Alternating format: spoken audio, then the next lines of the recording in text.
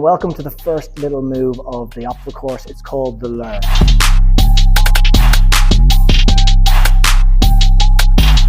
We actually had to invent this word because no one actually had a name for it. It's this tiny little movement that professionals do just before they go into a move, called a drop the shoulder or a click clack. Okay, so it's a really small movement, but your drop the shoulder or a click clack is probably only as good as your lure.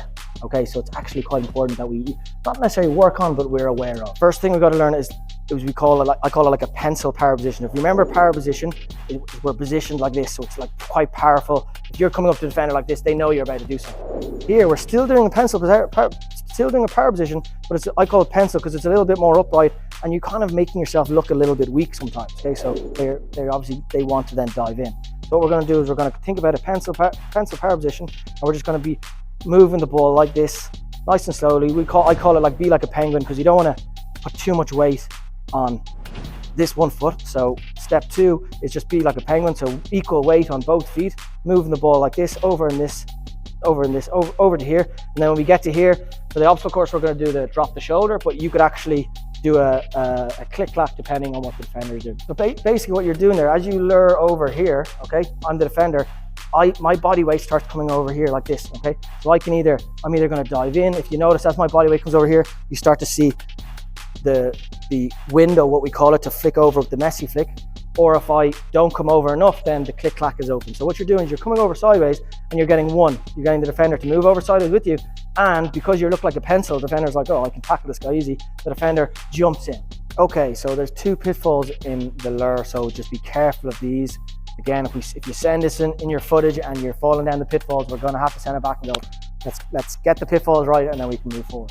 Okay, so pitfall number 1. Players take touches that are too big here. So when we're moving across, the whole idea is to keep that ball pretty much glued to our instep.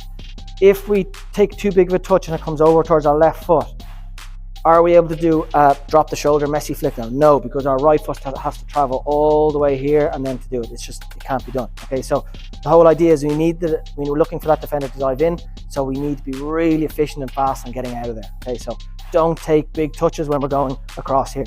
If that ball crosses what I call the left foot line, we're in trouble. Pitfall number 2 is players rush the lure. Again, the whole point of this is to get the defender to dive in. So I see players do this, because I call it an obstacle course, they sometimes try and do it as fast as they can. They go like this, really fast to the out, and that's not what we're looking for. Okay, I actually want you to take 4 seconds in doing the lure, nice and slow. Wait for that defender to dive in. So really slow. 1, 2, 3, 4. Good timing, and then do the messy flick. Okay, again, we're waiting for that defender to dive in, and 4 seconds is probably enough time. When you get it on the wing, the defender comes up, sizes you up, and then dives in, and you're able to then escape. All right, well done.